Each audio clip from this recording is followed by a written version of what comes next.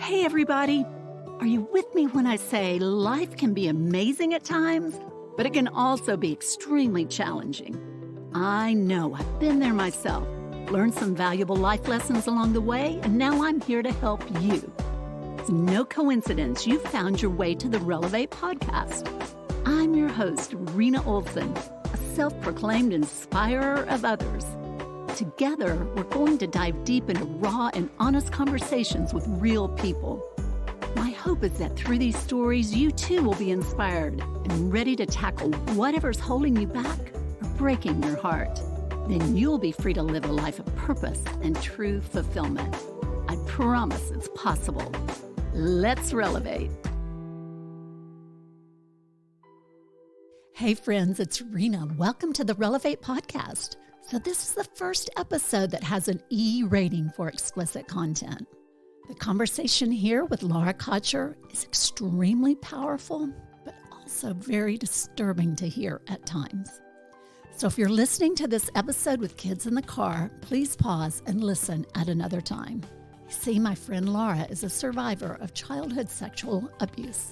It is a very difficult thing to talk about, but sadly, it is a reality in our world, and the statistics are staggering. Some reports are as high as 1 in 4 girls will be sexually abused before the age of 18. And the damage this abuse causes to the victim can linger for decades, if not a lifetime. But there is hope. Rather than a victim, Laura now identifies herself as a survivor, and she is here to share her story.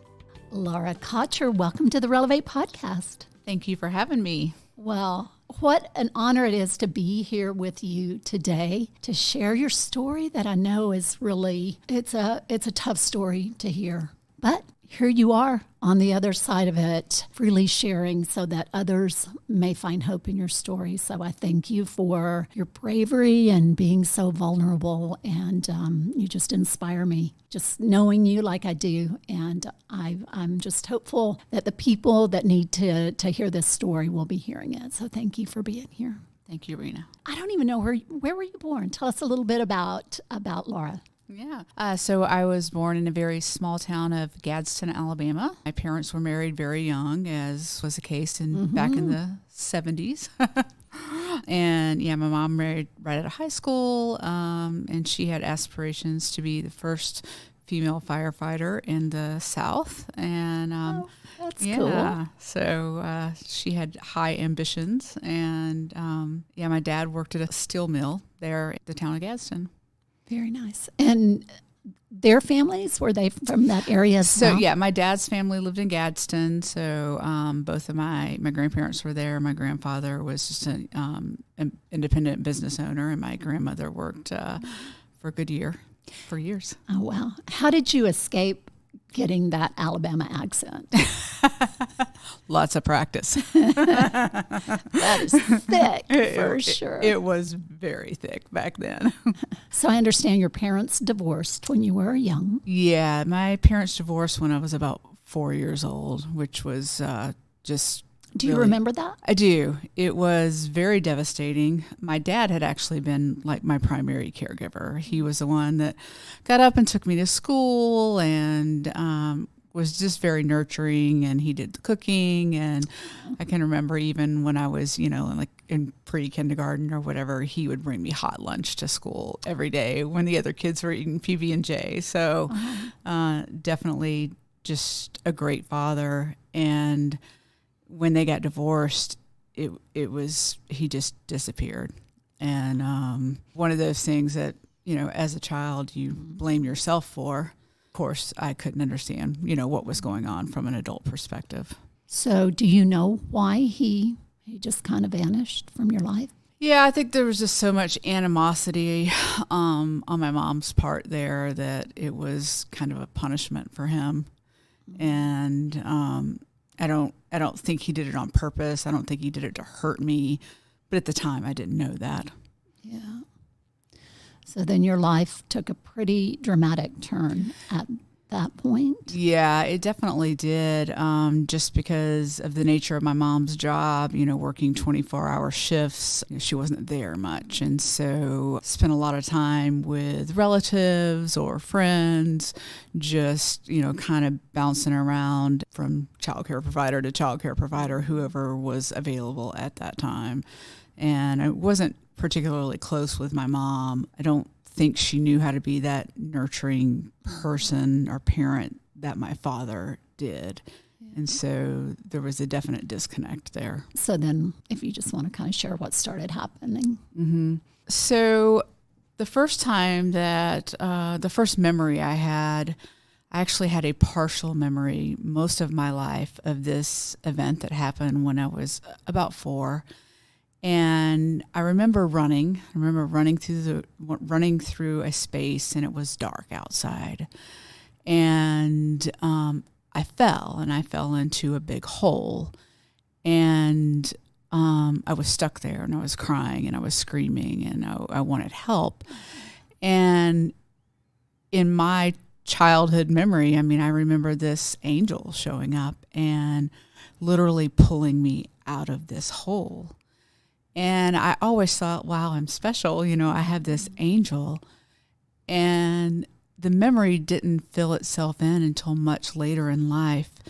But the reality of that and what was missing from that innocent childhood memory I had is that I was in a graveyard, and it was dark, and I was running because I was being chased. Oh, my God. And it was by a family member and probably 10 or 11 other men, teenagers to young men.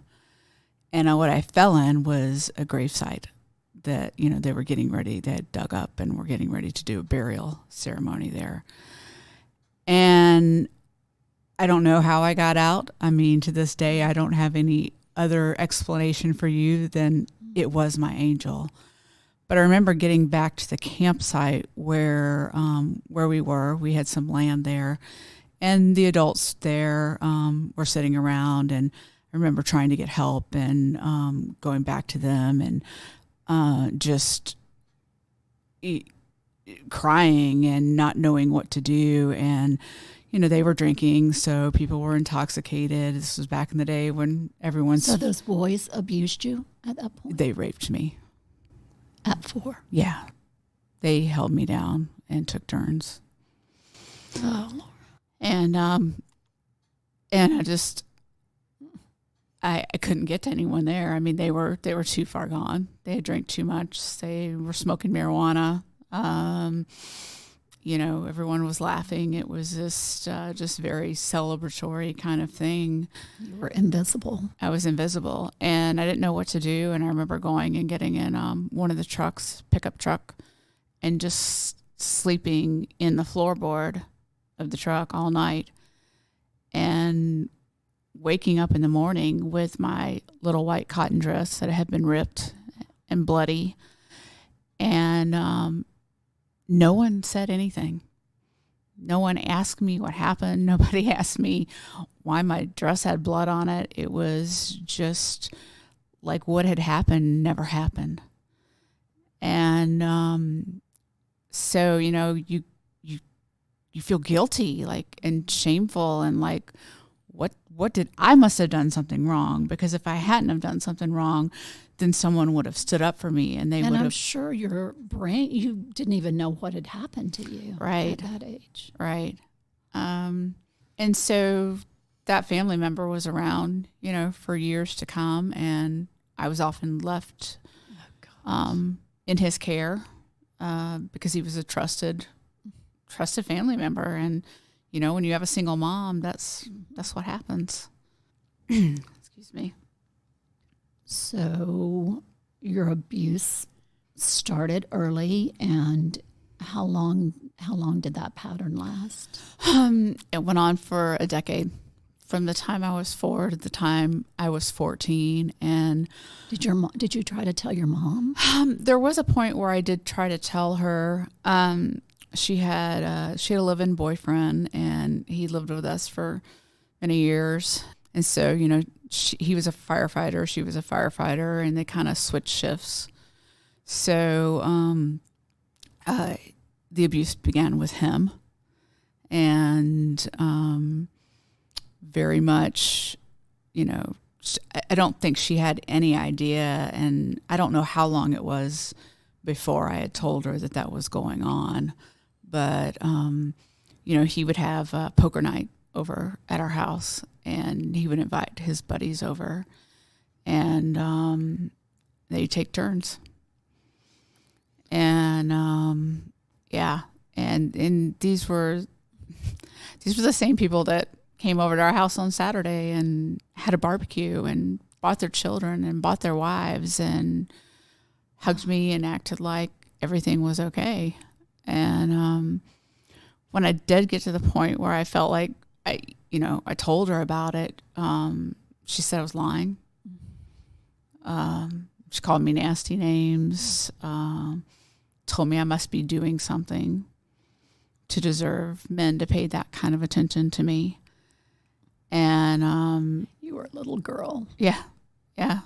And so just more more shame, more guilt. I gained a ton of weight.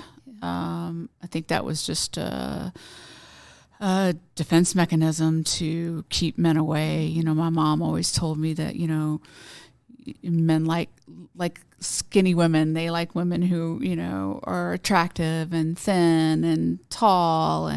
And so, in my little mind, if I was fat, then those men wouldn't desire me. And so, I just found comfort in that food, and it just, it kept going and going. You had no type of support network around you, family members, girlfriends, not church really. Community. I think I was kept pretty isolated. My grandmother was there, and I would spend some time with her, but again, she was very wrapped up in her career too, and it was kind of like I was there, but she was wrapped up in doing something else. So yeah.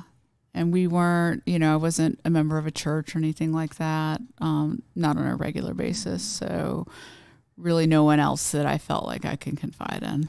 And were you just like a loner at school? Oh yeah. I mean, kids bullied me a lot. I was quiet. I was awkward. I was very overweight. And that's something that children target you for. I really didn't have any friends. I struggled mightily in school, just being able to stay awake. Of course you did.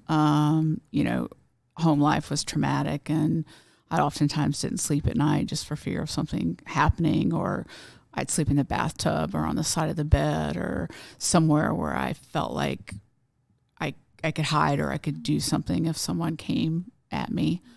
So, I'd fall asleep in class and get in trouble and get sent to the principal's office and paddled, which was what they did back then. So then I, again, just that self-esteem part, like it couldn't be anything other than my fault. Like, why am I being punished for something that somebody else is doing for me or doing to me? And so it just kept building up those lies that this was my fault, that I was a bad person, that I was dirty, that otherwise this wouldn't be happening to me. I'm just so sorry. Thank you. So help came in the form of another man that your mom started dating. Yes. Let's talk about that. So when I was 14, my mom got married to, it was actually someone we had known for many years. He was an Air Force colonel, and he was by far the first male role model that I had in my life who would be a positive role model for me. And they got married, and we moved overseas where he was stationed in England. And I just, at that point, made a vow that no one would ever know where I came from or what had happened to me, that this was just a chance to start over and start new. And we're going to bury it. I was going to bury it and be done with it. I was going to be the person that I wanted to be. Yeah.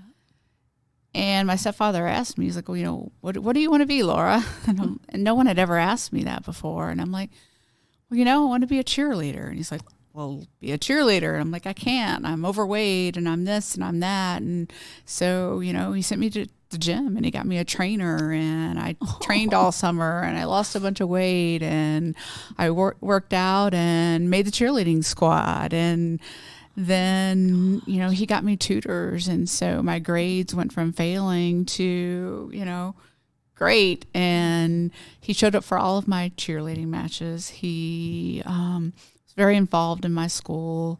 He was so supportive. And, he started talking to me about college. And I'm like, oh, I can't go to college. I'm not smart enough. He's like, it's not that you can't go to college. You just have to decide which one you want to go to.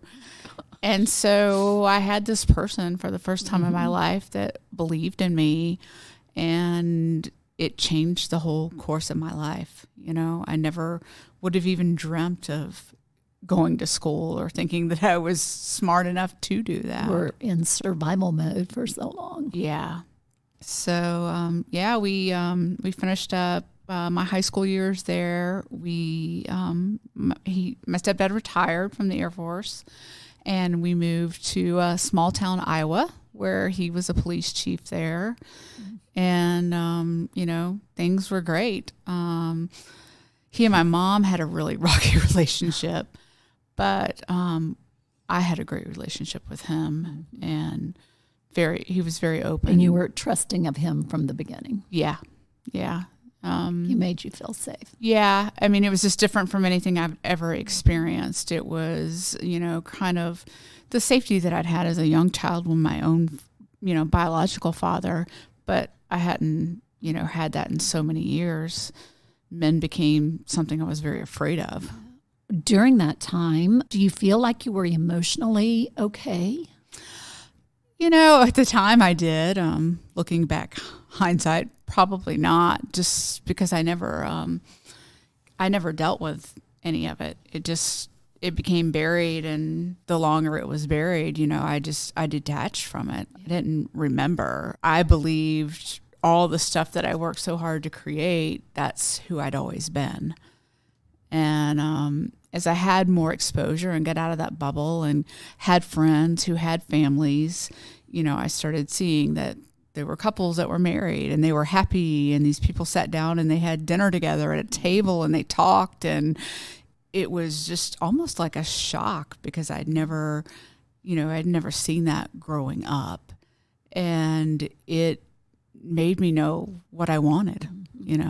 This is what I want out of life. So then you started doing well in school and you went to college. You found that you had a lot of gifts and skill. Yeah. And that's kind of where I figured out, went in as a business major and found out very quickly that kind of my calling was teaching. And and met great friends in college that I'm still friends with. And it was just, it was another, great time. Definitely struggled on the relationship front.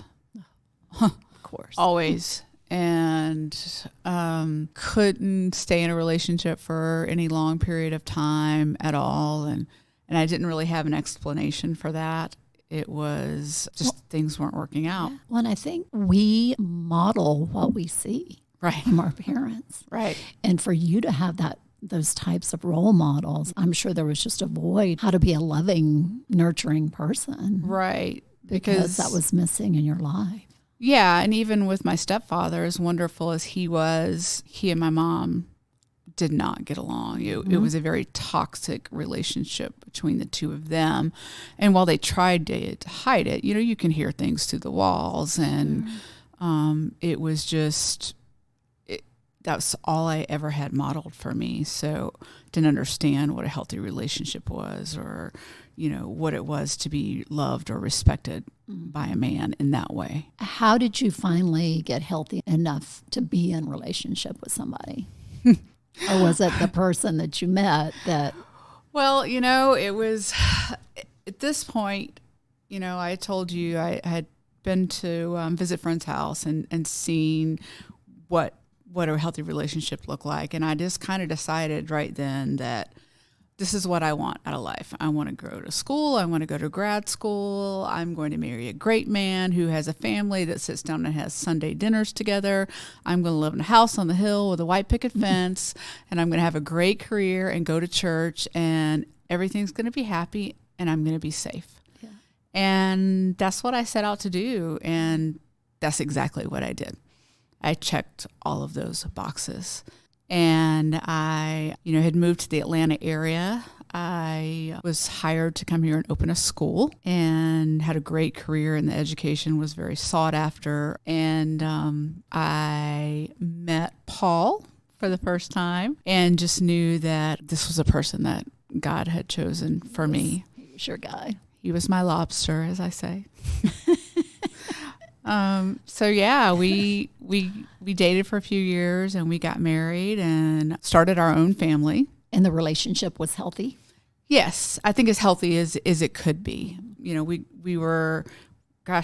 We knew everything about each other, and we had talked about our values as Christians, what we wanted to do if we had children, and how we were going to raise them, and just everything. Like, this is how we want this to look. And so, yeah, everything was good. He had this wonderful family that was, loving and supporting and welcomed me into their family. And that was just great. It was the first time that I experienced anything like that. So, we both have our careers going on.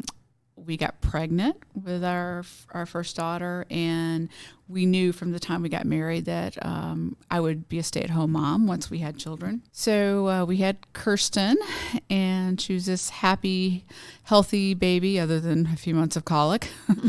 Lord.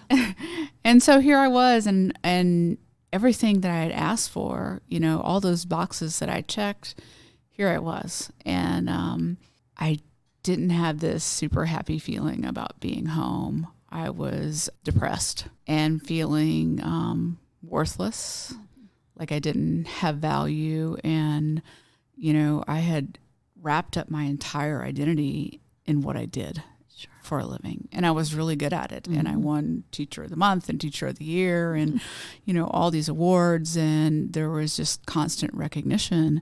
And then all of a sudden, I'm home with this baby who's crying all day and isolated because we lost an income. And so there's not the ability to go out and do things the way I was able to do it before. But I muddled through, and, I joined some women's groups and things like that. And, things went on, and marriage was still really good. And then we decided to try for our second child. And very quickly found out we were pregnant, and we're just super excited, and started picking out names and telling the family and telling church members, etc. And then went in to the doctor for a checkup, and they couldn't find a heartbeat. And this overwhelming sense of guilt came over me, like I was being punished, like I had done something wrong, and this was God's punishment for me. And then I just went into just brain overload, and my husband's going to divorce me. If I can't even produce a child, then what good am I in this marriage? I'm not working anymore. And I just never recovered from that. And I watched other people who had lost children or miscarried, and they got over it. They moved on, and I couldn't get my hands around why I couldn't move on, why I wasn't getting better. And so I went to doctors. They put me on antidepressants, went through. So did that kind of trigger? Yeah, I didn't know it then, but it definitely was my triggering moment. Yeah. Where my childhood was starting to become unburied.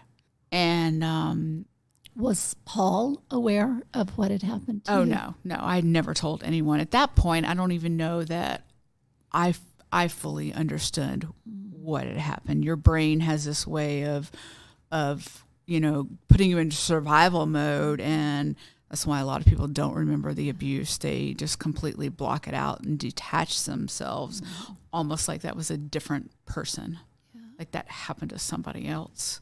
And then we got pregnant again, and we weren't expecting that. We weren't planning that. We were trying not to. And we both just said, this baby's not going to make it. It's not going to make it. And we didn't tell anyone, and we didn't look at names. Why were you thinking that? We had lost the other one, and I thought, this is not God's plan. I'm not meant to be this mother that I thought I was meant to be. And we didn't tell anyone until I think we were 5 months pregnant and found out we were having a girl. And then we told someone, and then it was minimal decorations in the nursery. And, it was still this concept that for whatever reason, we just thought this baby was not going to be alive.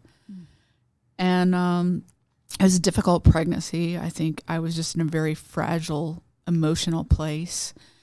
And during my last trimester, I had a full-on grand mal seizure. And I ended up in the hospital for a few weeks, and then had to go on. Had you ever had one of those? No, before? It was the first time. They thought it was an isolated event because my hormones were out of whack, but I had to be put on seizure medication to prevent it happening again. So I was already on an antidepressant. Now I'm on seizure medication. And with the background in education, all I could think of is we're going to have a child who's going to have very special needs. And she's going to need us to take care of her forever. And I'm going to be able to do that. And we had Amy. By the grace of God, she was healthy and happy baby girl. And we brought her home, and, life was okay for a couple of months. And then just that blanket of depression just came over me again. And I couldn't understand why I was feeling this way. I mean, I had friends who had babies who wanted to stay home, and they had to work. And I felt guilty. Like, how am I going to tell someone I'm not happy when I've been blessed with the ability to stay home and do exactly what I thought I wanted to do? Sure. And I remember our pastor at church even saying, like, Laura, how can we support you? And I'm like, I don't even know, because I don't know what's wrong. Mm-hmm. So then it became... Do you think some of that was postpartum? Yeah, I think part of it was, but I think this had really just triggered all of that childhood stuff. Yeah. And it was coming to the surface, but I didn't know what it was. So I didn't know how to deal with it. And I was very out of control. And so it became this just chasing something that is physically wrong with me. There had to be something physically wrong with me. And if that was the case, that it could be fixed. Like, the doctor could prescribe me medicine, and I'd be all better. And I would be fixed, and I would be back to normal, and life would be good. And the doctor prescribed me an anti-anxiety medication. And I took it for the first time. And I was able to just completely escape from reality, escape from my thoughts, escape from the depression. It was just a complete and utter escape. And I liked that. And very, very quickly spiraled out of control. And that was the first time you'd ever taken anything? Yeah. I mean, anything of that caliber. And literally within 1 year of taking that first pill, I had gone into full-blown addiction. I was seeing multiple doctors and multiple pharmacies, getting prescriptions, and it just became what I lived for. And, I got in some bad situations, had an affair, was in and out of detox facilities about 6 times. And finally my husband left. He divorced me, and he took the girls, and I I didn't have anything then, it was my life as I knew it was gone. I didn't have my husband, my rock, my foundation. I didn't have my girls. I didn't have my career. Didn't have a house. And I was living in an apartment with a woman that I couldn't even tell you her name now. That's how out of it I was. And I remember taking a taxi and going to a doctor and getting a 90-day prescription of my anxiety medication and going back to the apartment and just downing them handful by handful by handful, this 90-day supply of medication.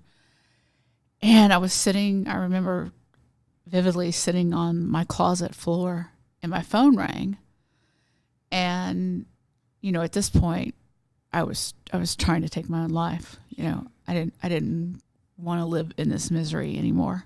And this cab driver called me and he said, I don't know where I'm supposed to take you, but God told me to call you and take you where you need to go. And I said, I don't have any money. I don't have any money left. I had spent all my money on cab fare and medication.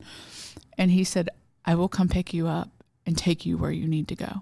And so in my high stupor, I packed a suitcase and I walked to the front of our apartment complex where this couple was standing there. And they looked at me and they said, hey, we're in recovery from addiction and we see that you're really struggling right now.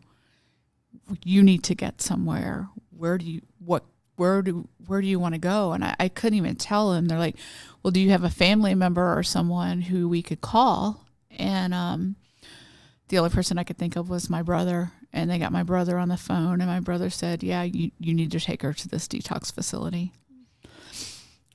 And sorry. And I got there and I had no vitals. And so they sent me to the hospital where was in ICU, pronounced dead. They revived me and I spent 3 days in ICU and found myself back at that detox center for the 7th time. And I just hit the floor and I'm like, God, I need help. I can't do this. If I get out of here, I'm going to be dead. I'm never going to see my kids again. And for whatever reason, I had the strength at that point to know that I had to do something. And so I got through my 10-day and I told the counselor, I said, you can't send me home. You can't send me anywhere. Like I have to stay somewhere until I can get into a long-term program. So I went from the 10-day detox to a 30-day program. And I started looking into places. My husband a year ago had tried to get me to go into something, and I was in denial that I needed to. So I started calling this place, and there were no beds. It was beginning of December. Well, there's not a lot of options for long-term treatment for women. There are very, very few. And at this point, How did you know that you needed a long-term solution? I just knew that there was something very wrong. There was something that wasn't going to be fixed by going to a meeting or seeing a counselor for a few sessions. There was something beyond what any medication could treat me with. And I knew that. And I didn't know what it was, but I knew it. I had tried to call this place. It was called Abba House. And they were full. And I kept calling. I kept calling every day, every break we had between classes, any moment that I had to get to the phone, I called these people. And I got a notice that my insurance was going to stop paying for this place. And then I had to be out on Monday. And I'm like, what am I going to do? And at that point, they started connecting me with homeless shelters in Atlanta because that was my only option at that point if I left there on Monday. And at 4:30 on a Friday afternoon, I got a phone call from Ava House saying that a bed came open and that I could come on Monday. So I called my brother, and he came and picked me up and took me to my now ex-husband's house. He would not let me in the house. He said, you can come in the garage and you can pack whatever you want to take, and I will take you. And so he did, and he drove me up there and, went to the back and talked to the director, and he's like, listen, don't call me. She's your problem now. I'm done. And so, I showed up there and thinking that I was an addict. That's what I was told. I did this rehab, and they said, you're an addict, you were born an addict, you're going to die an addict. And so that was a label I took on. And I started listening to these other women who were there, who had these horrific childhood stories of abuse. And as I would go through, those memories started coming up. And they started coming up a little bit at a time. And I was in this group counseling session where the huge memory from the graveyard flooded back, and I relived it. And after that, it was just all these memories that had been suppressed for so long started coming back. And I started, you have to relive it. Like, you have to relive Terrifying. it and go back. And then they're telling me, I have to forgive these people. Oh. I'm like, why would I forgive someone who had done this to me? And then I was at the point where I hated God. Like, why, where were you, God? Like, why were you letting this happen to me? And I started processing, and I started walking through all of that. And I finally got to the point where I realized that the forgiveness was not for them, that it was for me. Yes. And to have the freedom that I deserved to have, I had to let that go.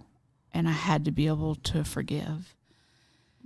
And this wasn't overnight. No. I was there for 19 months. 19 months of processing all that trauma, with rewiring my brain. Cannot imagine. To understand that I wasn't trash, that I wasn't unlovable, that I wasn't good for only sexual, favors. And I realized that, in my marriage, I never was fully able to let my husband love me because I didn't know how to do that. And as we progressed through this, he'd brought the children to see me every weekend. And he started coming to a family group. It was a family recovery group. And through that, I started telling him about what had happened to me. And he was just shocked and mortified. And he was like, okay, I get it. Now, Laura, I get it. It doesn't excuse what you've done, but I understand now why you did the things you did. And we started on this path to reconciliation. And, as I got toward the end of the program, things were starting over. We were dating. we were dating again because he had gone and worked on himself, and I had worked on myself, and we were two very different people. Absolutely. At that point, and we had to relearn each other. And, it was just abundantly clear that God, this was in God's cards. Like, this was his plan altogether. And if he hadn't have divorced me, I never would have gotten help. I never would have gone. If I'd had any other option, if I could have slept on anyone's couch or hung out in someone's basement, if I could have done anything to avoid going and dealing with that emotional pain, I wouldn't have gone. Yeah. And So that was a blessing. It was a blessing.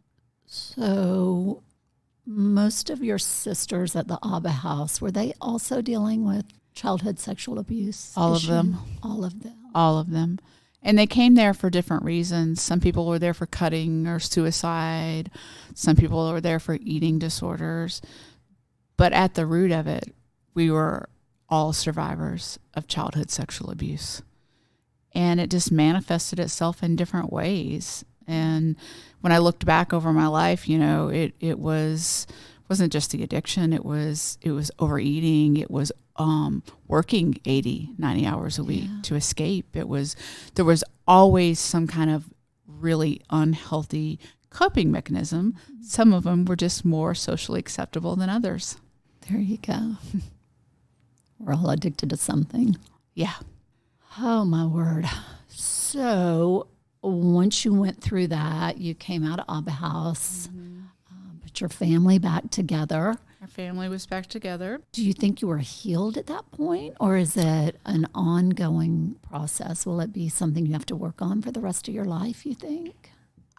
Both. So I do feel like I came out of that healed. It is something that I continue to work on because I have new experiences with my own children. Mm-hmm. And, when I looked back at to when this happened and when the bottom really fell out is when I had Amy, Kirsten was 4. She was the same age that I was. The abuse started, and I didn't consciously connect that, but there was something in me that connected. And apparently that is a very common thing amongst women who are survivors of childhood sexual abuse. Some of them go, on with life. They were very successful and educated, and they hit that point where there's a crisis and they fall apart and they don't know why. So after you left Abba House, was there anything else significant that happened? Yeah. So I remember sitting on my sofa one night with my husband. Well, he wasn't my husband. We did get remarried, though. It's amazing. Yeah. Yeah. But all of a sudden, I got this Facebook message, and it was from my stepfather, the one that had been so impactful during my teenage years. And I hadn't talked to him in years. I hadn't talked to him since I was in college. And all of a sudden, he reached out and he said, "Laura, maybe I didn't make myself clear," because he had messaged me once before. And he said, "But I really would like to have a relationship with you again. I would like to be that sense of support for you, and I want to work on this." Wow. Did he know what you had been through? He had no idea what I had been through, and So it was just out of the blue. Out of the blue. And I remember turning to Paul, and I was like, I'm going to tell him what I've done, and he's not going to want to have anything to do with me. Like, he's going to reject me. I'm going to get rejected again. And I didn't want to tell him, And, Paul just said, he's like, "Well, honey, if he does, then that's not a person that needs to be in your life. But you have got to at least give him this opportunity." And so I sent him this long email, pages long, and just had mapped out everything that had happened, that I had been in a rehab, and I'd had this addiction, and, all of these other things that had happened, and I'd had an affair, and I'd been divorced, and he just wrote back. He's like, "Okay, well, when can we talk?" And he was totally unfazed, and actually wrote me back with all the things that he was proud of me for. And so what a man. Yeah. What a man. Yeah. Sorry. No. The model that he set in your life of being a good father, you're a good father. Mm-hmm. He just modeled that for you when you needed someone. Yeah. Absolutely. And that's love. That's love. Love and pain. It is. It feels so similar, but yeah. And then, fast forward a little while, Paul and I got remarried. We were remarried by Jonathan, who was the program director when I went through my program. Oh, that is cool. So he officiated our wedding, and we had planned on it being very small, and very small ended up being 100 people of my now extended network of family. And my dad flew down from Iowa and walked me down the aisle and gave me away. And it was just, when we got married initially, I didn't have a dad to walk me down the aisle. And so it just, everything had come full circle. And, I kept hearing that when the enemy steals from you, that you get repaid back. Yeah, something like that. Something like that. And it was true. Like everything that had been taken had been restored, and it had been restored to a level that I never thought I deserved, that I never thought would happen. And so I had a dad and I had a sister and, she had children. And so it was this, and a stepmom who, just accepted me in and like nothing. And, I was afraid of disrupting this happy family, and it wasn't like that. And my dad had his 70th birthday party. I was invited out, and I thought I'd just be kind of sitting in the back of the room. And no, like I was at the front table with the family. I was introduced as his daughter. And it was just this beautiful instant family. And, my girls have a grandfather now, and they have an aunt, and they have, cousins, and it's just, it's amazing. It's a beautiful thing. It's a beautiful thing. So did you have to rebuild the relationship with your girls, or were they so young that they were spared? So my youngest one, because she was only a baby when this started, didn't have any memory of it really. But there's a lot of attachment issues there. Just, she grew up without a mom for the first couple of years of her life. So while we were incredibly blessed that my husband's job let him stay home to work and he was there to care for the children, it's not the same. Yeah. It's not the same as having a mom around. My older one was, at the time, I thought more profoundly impacted because she knew. She knew about the pills. She knew something was wrong. She knew that I went away. So I think the level of trust took a while to rebuild. Yeah. They had to see me walk this out. They had to know that I was a, stationary person in their life, that I was going to be there, that I wasn't going to leave. And I'm sure it was an adjustment for you coming back home, having to be mom, which, hello, there's all kinds of pressures with that, and learning to be a wife again. And it was relearning how to do everything and figuring out what is this balance. I really can't be a stay-at-home mom. That didn't work for me. And then at the same point, I can't condemn myself because that didn't work for me. I had to do something that did work for me because I needed to be my best for them. And so, I stayed on at Abba House, and I worked there for years. And it was a good balance, and I was able to use my story to help other women who'd been where I'd been. And it made sense for me then. It was like, okay, these things that happened to me were still horrible things. But if they hadn't have happened to me, I couldn't look someone in the eye and say, I've been where you've been, and I understand, and I'm here to tell you, no matter how rock bottom you are, you're going to climb out of this hole, and God's going to pull you up by his hand, and you're going to be okay. Yes. And there's going to be hope, and there's going to be restoration in your life, and all you have to do is put in the hard work. Yes. And I promise you, it pays off. And that's so true, you know? And that's how recovery works.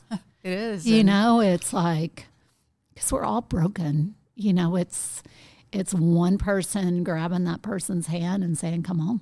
Right. And, got you. Let's do this together. Yeah. And it all connected for me because I wasn't an addict. I was someone who had horrible PTSD from these things that had happened to me as a child. And I was using anything I could to numb it, to escape it.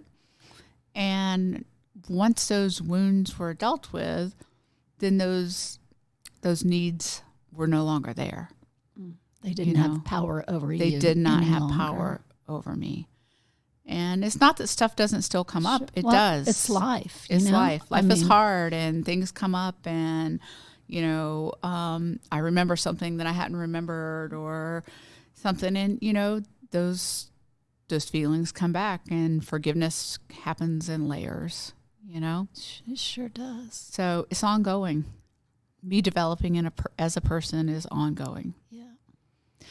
So I love how you are giving it back now. Yeah.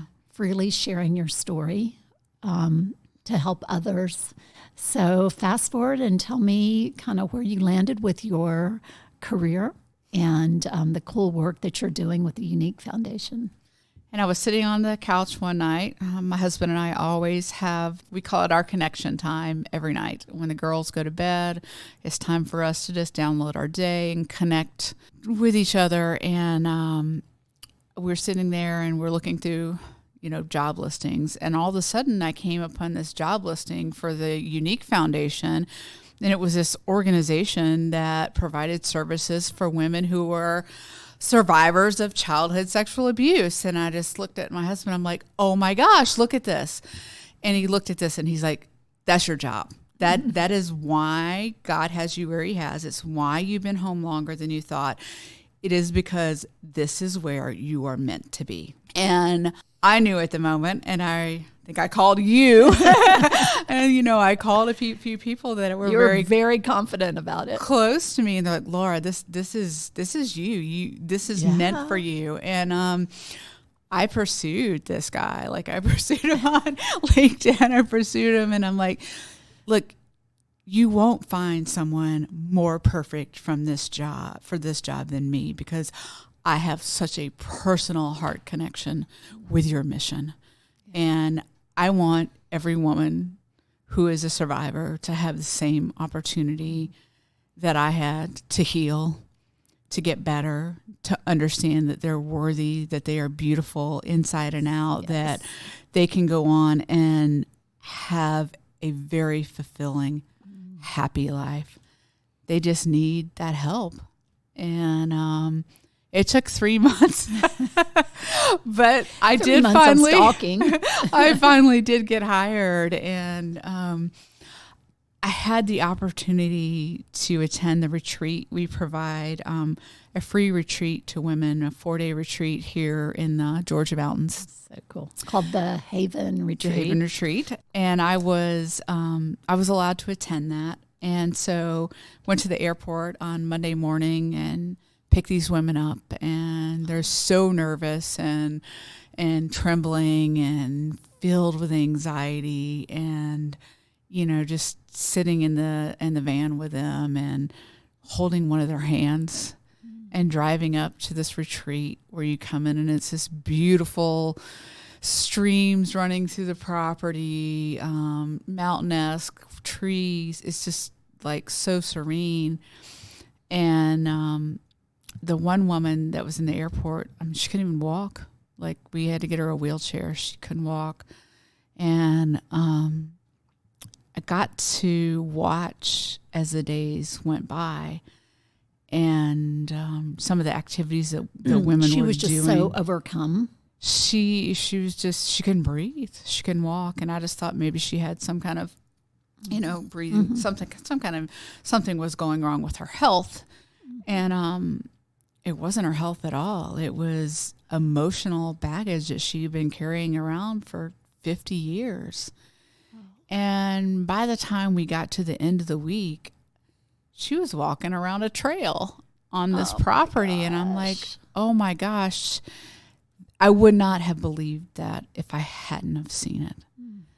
And there were moments even that I was watching these women go through, and it connected me back to things that I didn't realize. And there was this lady there, and she went around at the end of the week, and she said, I was so angry when you made me go outside and play with this feather. So apparently one of the exercises they did was balancing a feather on their hand and seeing how long they could do that. And I was like, well, why were you angry about that? And she said, because play was stupid in my mind. Play was something that was not safe. And it totally connected a dot for me and reminded me of being in Michigan with my husband's family, and they play cards. And the first time I went, I would not play cards. My husband's like, why won't you play cards? I'm like, I don't want to play cards. And it connected to me at that very moment with this woman sitting there telling me her story, that was why I couldn't play cards. Playing was not safe as a child. And so it became a thing that triggered me that something bad was going to happen if I played. So seeing these women go through these activities and just seeing the sense of empowerment and freedom that they had at the end of the week, and then seeing that they get to go back now and take a 12-week course and learn how to apply these techniques that they've learned at the retreat into real life, and then go out and start a support group in their area for survivors. And it's so prevalent out there. It's one in four girls will be sexually abused by the time she is 18. That's an unbelievable number. Yeah. And it's still taboo. It's something people don't want to talk about. Yeah. And we have to give voice to it. Yeah. We have to empower women to feel like they can speak up and say this happened to me, and not hold on to that shame and that guilt that they have felt all of their lives. So I'm grateful to be with the Unique Foundation. I'm grateful for the services that they provide, and they even go on to provide another prevention piece to this. That's very cool. Tell us about that. It's called Defend Innocence, and it's really an online resource center, and it teaches parents or caregivers or church, people of the church, whatever, to go on, and it gives them all the tools to present to parents how to keep their children safe from sexual abuse. And it's great. They have it broken down by age. It gives you talking points on how to talk to your child. I looked it up for my 2 children, and even me having the background that I have and being protective, there were things on there that I was supposed to be saying that I hadn't said yet. Yeah. And they need to hear it from us. They need to hear it from the parents. We need to know how to protect them, particularly in this age of social media. Oh, yeah. And family members, be sleepovers, all of those things that we feel like our children are safe with because we live in suburbia, and, we feel like we're safe and we know people, and you really have to educate parents, because that's how we're going to make a difference here. Right. And in reading up on some of this, do I understand it correctly that most of the time the first abuse is from a family member? Yes, it is. I don't know the percentage offhand. I want to say it's like 80%, but it is high. Right. And then after that, it's someone you know. Yeah. Often it's a family friend or a trusted, Right. And if I take that back to my own experience, once it happened once, it's almost like you have a mark on you and people know. And so it continues to happen. And maybe not by the same person, but it does continue to happen. And then these women grow up and they carry this with them and they become the forgotten survivor. And Unique is there to help the forgotten survivor. And the abuse happens to our boys too. It does too. 1 in 6 boys will be sexually abused by the age of 18. So they're not and safe. We saw that at No Longer Bound, that a lot of the guys there who were struggling with addiction had a history of childhood sexual abuse. Right. Well, it's trauma, and that trauma isn't dealt with, and then people go on to use whatever they can to try to cope. And it's not about alcoholism or the opioid epidemic. It's about healing that childhood trauma, because that childhood trauma is what causes drug addiction and alcoholism and suicide and depression and all of those high level societal issues that we're dealing with now. But if you look at the root cause, it's childhood trauma. And most people just don't connect those dots back to it who haven't experienced that. Right. We have to educate people. We have to educate them to understand to, don't just treat the symptoms, that you have to treat the underlying issue that caused the symptoms. So where is the hope in your story? Well, I think, gosh, there's so much hope there. The hope of knowing that I've been provided everything in my life that I ever wanted. I have the most wonderful, supportive husband I could ever imagine. I'm able to connect with my girls now. God gave me a dad and a family, a built-in family, and I get to go out and use my testimony to help other women and men, alike. I've had several men since I've started this position who have come to me and say, hey, I'm a survivor. And I wouldn't be able to do that. So I had those experiences so I could be a little glimmer of hope for people who've been where I've been. And it's just getting better. It's getting better by the day. Yeah, and I love being around broken people who've really fought hard to regain their life. I mean, I think there's just something special when you've lived through so much and you've risen to overcome it. I mean, it just builds such strength of character. And I just admire you so much for hanging in there and fighting when a lot of people would have just said, done. Yeah. And you definitely had a guardian angel looking over you. Yes, I wholeheartedly believe that that was an angel that rescued that four-year-old little girl. And I do believe God was present when those things were happening to me. And it's a miracle that I lived through them. Right. And the taxi driver. And the taxi, I mean, where did he come from? Who is he? Yeah, I may never know. But I've always had someone looking out for me. I didn't see that. And now I do. So if someone suspects that has happened in their past, that they, what should somebody do? How do you turn? Where do you even start to get help for recovering from childhood sexual abuse? I think one referral I would give is, uniquefoundation.org. There's all kinds of online resources.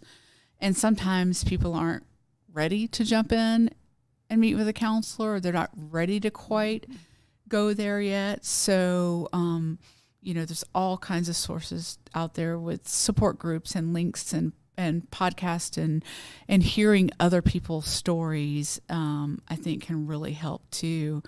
And then, of course, we have right here in Georgia, but also people come here from nationwide and even overseas. We have these retreats, and they're free of charge, and would highly recommend that. Counseling, figuring out how to really dig deep there and start uncovering those things. But I think the most powerful thing is support groups, finding these survivor support groups. And there is just something about being in a room full of women who've been where you've been, who understand it, who don't judge you. You can cry together, you can laugh together, you can grow together. And, it's just such a special, special thing to be able to have that. So the word relevate, it means to uplift or inspire. What's there to inspire somebody from your story? Well, I think the inspiration is just that no matter how far down you are or how far down that hole you've fallen, you can come up. Yes. You can climb up out of that hole. You can heal. You can get better. You can make your life into something completely different than what it was. That we're not stuck because of our circumstances. We're stuck because we choose not to do anything about them. Right. And so for me, it was making that choice that I was going to deal with my demons, that I was going to uncover that past, that I was going to face all those terrors again and then leave them behind me. Yeah. And I love how bold you've become. You think of that little broken girl that had no friends, who was isolated in that house in Alabama, and look at you now just going for it. Wow, Laura. Yeah. Such an amazing story. Yeah. So proud of you. And thank you. Just so honored to call you my friend. And I know the story is really going to help some people find their inner strength and know that they can do it too. That is the prayer. That is the prayer. Thank you so much for being here. Thank you for having me. Okay. I love you. Love you. My goal in producing the Relevate podcast is to help people get better.